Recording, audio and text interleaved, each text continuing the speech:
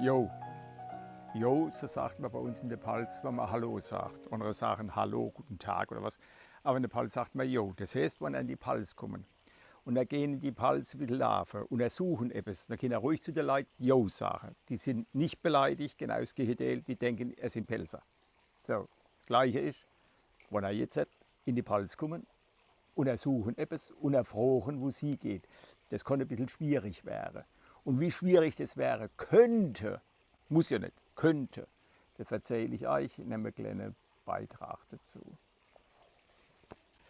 Auskunft, heißt ja so, Auskunft. Sie, Fräulein, können Sie mir vielleicht einmal sagen, wo der Dichter Wohlgemuth wohnt? Ja, das kann ich Ihnen ganz genau beschreiben. Erst vorhin bin ich bei ihm vorbeigegangen, da hat er mit seinem Lockenkopf aus dem Fenster geguckt.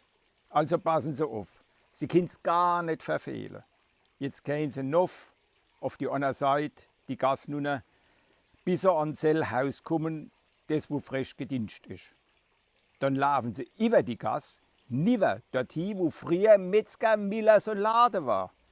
Und dann müssen Sie einbiegen.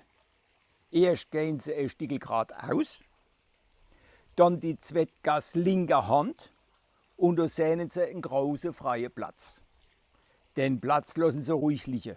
Dann wenden Sie sich rechter Hand ums Eck, dann sind Sie in einem engen Gessel. Gehen Sie durch. Dann sind Sie an einer kleinen Brick. Über die Brick müssen Sie hinaus. Als fort die Annergasse geradeaus, bis sie dorthin kommen, wo früher als der Wochenmarkt abgehalten worden ist.